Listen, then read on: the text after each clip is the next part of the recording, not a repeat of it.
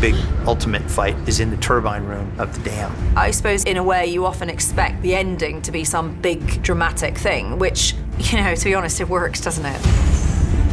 That is one hell of a climax for the T-800, the Rev-9, Grace, Sarah Connor, and Danny, just to kind of end this film and maybe begin something new. Should be easy enough. When you do the stunts and you do all this action stuff, you never really know what it's going to end up looking like.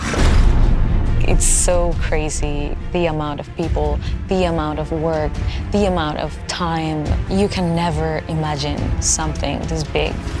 I've never done anything even close to this huge. T2 might have been this in its day, but all these years later, it's like, holy crap, it's huge.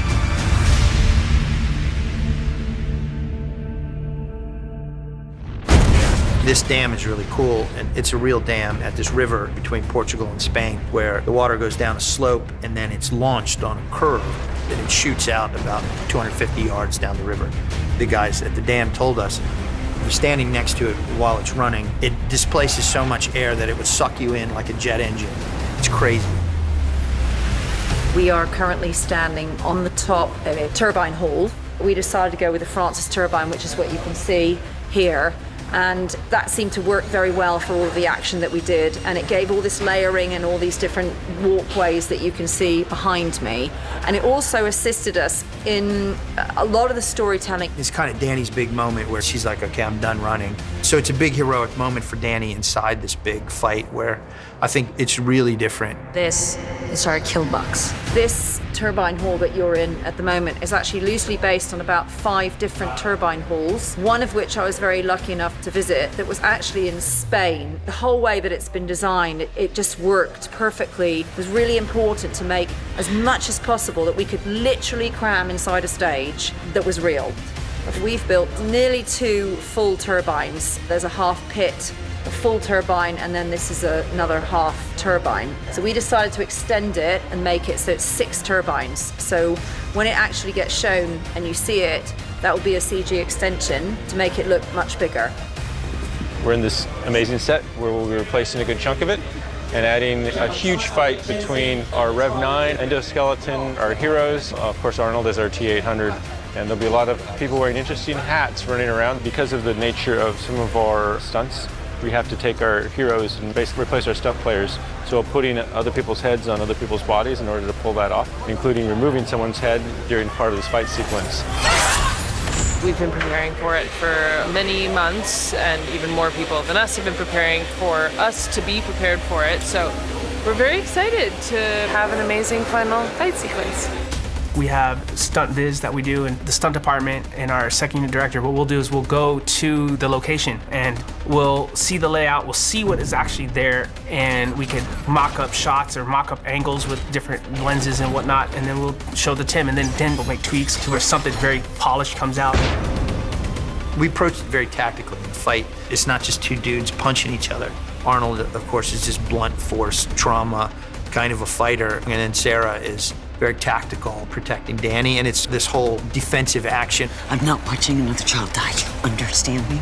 Grace fights with this chain that she's spinning really fast, and she's using it in a way that I think is pretty cool, and of course Arnold joins them for that final fight. He's fucked up, but still in the fight. People really love watching him doing all this destructive stuff and being able to destroy anything. So numbers are against me, 4-on-1, well, 4-on-2, let's say. And they all about to get what's coming to them. Gabriel splits into the Rev-9 Endo and the Rev-9 Ecto human-looking facade. And we do that with Gabriel playing one of them and his stunt double playing the other. To the audience, the Rev-9 will look like our actor Gabriel, and eventually he'll split, and then his skeleton essentially leaves his body as if it was underneath him, and his liquid form separates. And then he'll be running around as this kind of skeletized version of him. I'm Micah Carnes, I'm the assistant fight coordinator, and right now I'm doing motion capture for the endoskeleton. There's a bunch of trackers on the suit, and then somewhere in post, VFX guys do their thing, and on the day you'll see that it's an endoskeleton. It's not actually that hard because you don't have to imagine that much. You have 2 lines of sight, and then they'll just call cut when they reform, and then one of them goes away and Gabriel plays the rest. In the turbine room fight, you see a moment where the Rev 9 is hit up against the column, and then right on top of him is the T-800 swinging a blunt object, and he just barely gets out of the way and hits the column, causing destruction to the column. So if you imagine machine-on-machine crime, bam, explosion, dust, concrete debris, that'll definitely show some power. T-800 gets increasingly damaged, so we had some very complicated work in terms of taking Arnold and then augmenting him with the shredded arm and parts of his face revealed. You look terrible.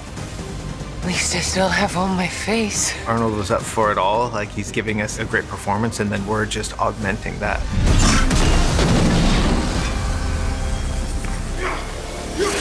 Our stunt doubles do the more dangerous stunts, and they're great at it.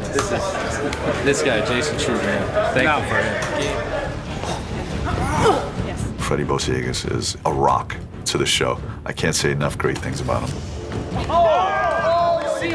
So what works with that is, she tried to kill me, I shoulder blocked it, now she has to drop and do push-ups. So you have to be on your toes at all times.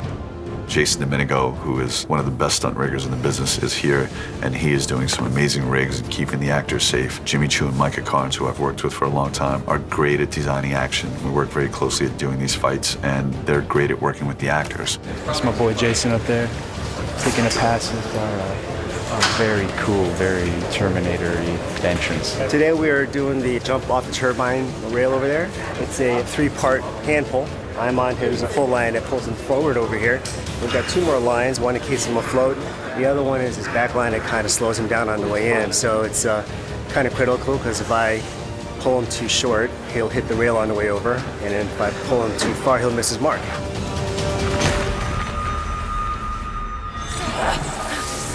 The scene where Grace is pulling on the chain is incredibly complicated just in terms of the damage to Gabriel. In order to create the effect, we actually just replaced the lower jaw, but we kept the eyes and nose and all the places where he was giving us this like really amazing performance.